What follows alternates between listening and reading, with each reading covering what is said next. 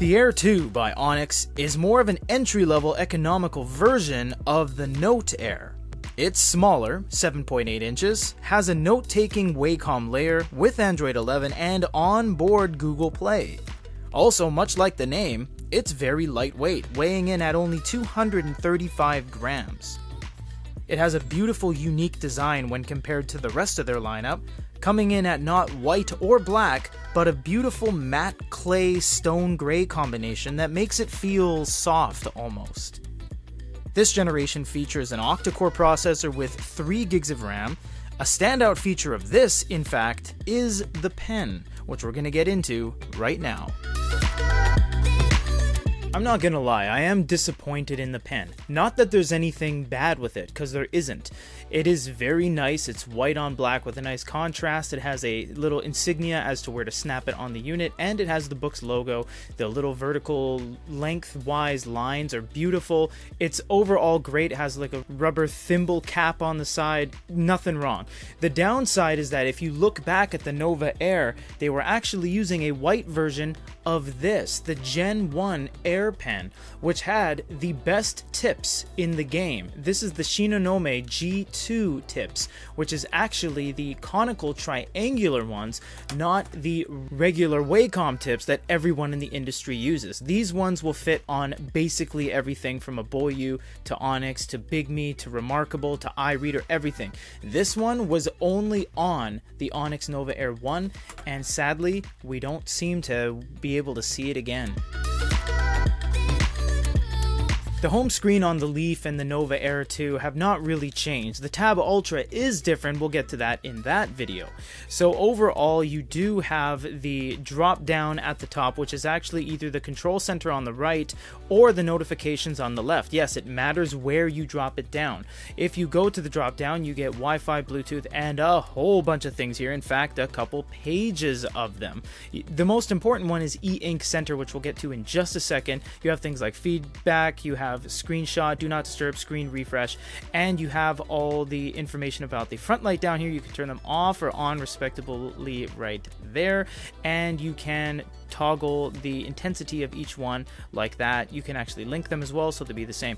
Now, E-Ink Center, why is this so important? This is where the absolute most important part of your experience is going to lie. These are your speed modes, and we'll show you that when we get into the video, but you have your speed modes here: normal, speed, A2, and X. X is ridiculous, it's so fast. You also have dark color enhancement and light color filter, and we'll get into all this when we show the photos near the end, because this is going to either have a more heavy effect on the overall performance, or you can really lighten it up and get rid of a lot of those kind of unnecessary highlights.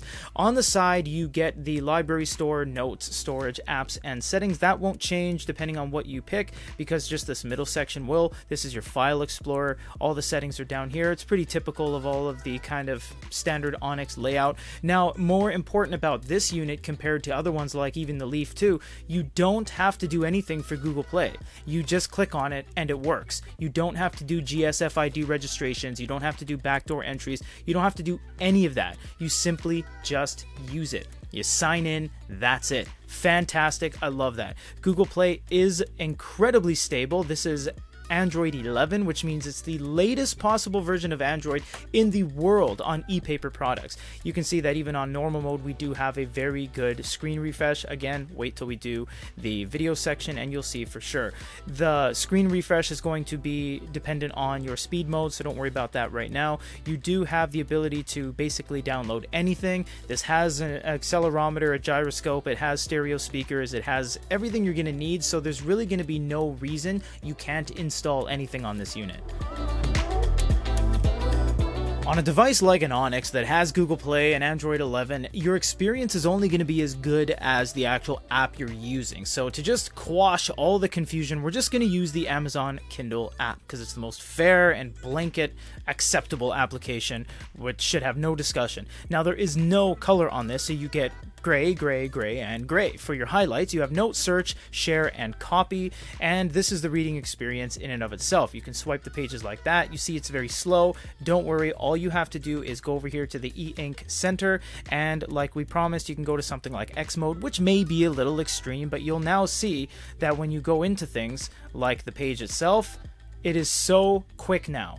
It is as fast as it needs to be to really get your experience through the window, because this is what X mode's all about. In fact, X mode is so fast that they actually removed it for some of their color units because it was actually removing the color, and that wasn't what they planned on. So X mode is pretty crazy, to say the least. With the Kindle application, you do have the ability to change all the text. You can change the font size, the font style. The brightness, of course, is going to be dependent on your device's warm light and overall glow light. Again, we're going to go over here to the e-ink center. We're going to go to normal mode with a little bit more kind of dark enhancement, so you can see how bold everything is and kind of crisp. This is a very crisp screen. The e-reading experience is not hindered by a color array filter or anything like that, although there are some more filters on top than usual. There's the capacitive layer, there's the glass layer, there's the Wacom digitizer, there's the factory screen protector sealing everything in. So there's a lot of things, but overall the reading experience is totally fine. You can use this as an ebook reader. You don't need to always worry about the Wacom pen, although you can use it for certain things like tab. Utilizing the stock PDF experience, you can take notes right away. You get pressure sensitivity, you get all the same kind of things you get in the note-taking experience, which we'll show you after this one. This is a very nice overall PDF engine. Again, you can use any one you want. This is the standard Neo reader, I believe they call it. You do have the ability to long press text that you see. You can turn pages pretty easily, of course, and it recognizes any changes you've done before. Now, there is a problem that every single time, you know what, that's nice that they actually did that. When you pinch and zoom, it just doesn't do it before, but they've actually added a prompt that allows you to turn it on. Before, you would have actually had to go here, go over here, and go down to reading settings over there and then turn on pinch and zoom. I'm actually not sure why they've disabled it from the get-go. It's a pretty kind of normal and fundamental way to change your experience, so I'm not quite sure they got rid of that. But when you start your device, as you see, there's tons of prompts that always pop up because they've kind of got to a point where they're big enough that so many people are buying their products, they have to kind of handhold you through a bunch of things, like how you go back and things like that, how you refresh, how you can utilize the ball on the on-screen kind of floaty thing here, which is really nice, by the way. If you put it over here, it kind of rainbows around, so it's never really in your way. PDF experience is great. You can't do any highlighting or anything like that because it just doesn't have the facilities to, like a Quaderno or Fujitsu, but it does have the ability to basically write anywhere. And yes, you can do your note-taking pretty specifically, pretty accurately like that if you zoom in, and it holds that if you zoom out, so you actually get a thinner pen line than is what is actually available to you. With each iteration of an Onyx device, with each release, the note-taking experience is just ridiculous. It's getting too good. And we say that completely honestly. There's just too many features now. We always complain about things that they don't have, but now they do have basically everything. If we go to the first page, I'll show you some of the pens we wrote. So you have pen, brush, ballpoint, pencil, and highlighter. Highlighter is really cool. It gives you a little level of opacity in your stroke, so that's kind of nice. We're going to do an individual note-taking video on the new line of devices with the latest software because there's just too much. There's layers, canvas, shape, lasso, zoom, text, insert. You can insert a bunch of things: AI, touch, sync, page, search, and more, which has full refresh, delete current page, save, share, which shares to any application you have on your device. Man, there's a lot of stuff to go over, but we'll show you the fundamentals. Layers really cool. You can have a ton of different layers. In fact, you can have about 7 of them, including the actual portrait. The pages, you can click on here. Surprisingly, they go up to 500. 500 pages are available on one single notepad. Canvas is also very useful. You can actually stretch your canvas. So for example, if I do a 1x2 like this, I've stacked it as per the little thumbnail. So if I draw here, I can actually move that up and you get a mini map of where you are on your canvas. So they're stitched together now. I can lower it like that, I can go over here and I can go back to my 1x1, and now it's just one canvas. I have no more exploration area around what the screen is offering me. You can insert various shapes, you can do lines, you can do circles, stuff like that. There's a lot there. You can do little squiggles and you can do individual broken lines of each. So if I wanted a drafting kind of approach and I want to make a dotted square, I don't have to stand there and do dots. They have you covered. Lasso tool is the ability to lasso something, grab it, move it around. You can expand it, you can stamp it, you can change the colors, you can cut, paste, select. Man, it's just non-stop. You have zoom, which you can also pinch and zoom. You have add text, which opens up the text box. You can write your name like that. You get different letters, different characters. You have sub characters, numbers, a whole mess of things right there. You have insert, which again is a lot of things. Recorder, you can use the microphone to insert things, or you can use pictures. So you can go over here to the pictures section where we added a little Android guy, select that, push the check mark, move him around, stamp him on the page, grab yourself a pen, and start editing away.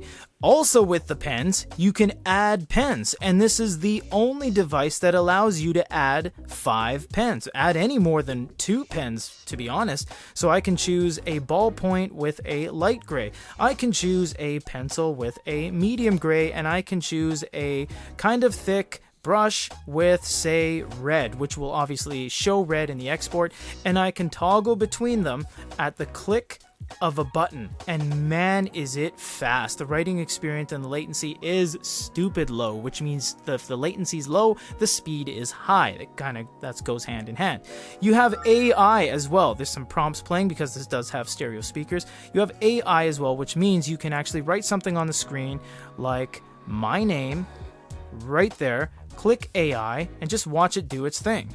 Once it converts, you can actually show its original where it's going to be on the page, so right in the middle, or you can reflow it and you can continue writing and all that stuff. You can disable the touch or not, but it doesn't really matter because even with 5 points on the screen, you can still write. So they've made the technology in such a way where your capacitive touches don't really hinder the note-taking experience, but just for safe measure, you can turn it off. You have synchronize, you have add a page, and you have search, which you can search in page. If you have written text on the screen, you will be able to search. Otherwise, you will not be able to because it's only going to recognize actual text. And under the more, which we showed you, you can share to a bunch of different places. You can do full refresh. You can make this thing ridiculously quick if you want to go into X mode with low dark color enhancement, low light filter cut. Now this thing is like writing on a piece of paper. I can't see a millisecond of delay in between your writing. It's so quick and it's so real. Granted, the note-taking feel is not the greatest because they are using a glass screen. It's not going to be like a Quaderno. It's not going to be like a Mobi Scribe where you get that grittiness, but overall it is highly acceptable. Aside from the Leaf, which now has physical page turn buttons, gestures are the way to navigate around. Now you do have the navigation ball, so that's very helpful. But how do you do anything else? Well, that is where these come into play. You can do multitask by swiping from the bottom left up. You can do back from the bottom up and back from the bottom right up. It's kind of confusing, but you'll get used to it very quickly. It's just one of those things that you just develop some muscle memory for it.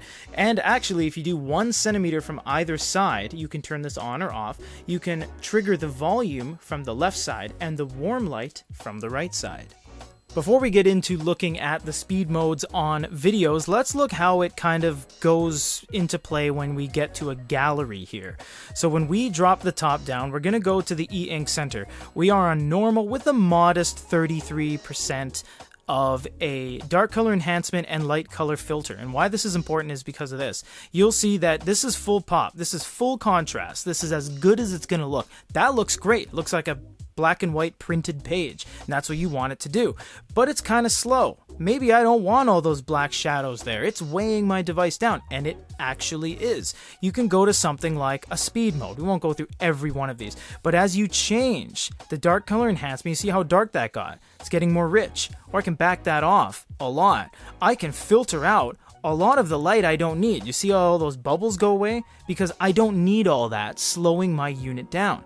Or maybe I want to see them. I'll add a little bit back. I think that's safer. Now that's become much quicker. But I want a little bit more out of this. So you can do the maximum speed of basically any e-paper device, and that's to turn off the dark, eliminate a lot of the white, and now that is snappy. Does it look terrible? Yes. But if you need to process things and you need to whip through things as quick as possible, you do have the option on an Onyx. And again, that e-ink center is going to be your friend. I can add a lot of those blacks in. I can back off the white, and I can get to something that has a middle ground of both speed, refresh, and everything else. And if I want to get out of this, I just swipe up from the bottom. If it gets a little bit too stainy and sprinkled for you like that, simply go to another mode, go back to normal mode, back these off respectively, add as much depth as you want, add as much light color filter as you want. No other device gives you this level of customization than Onyx does.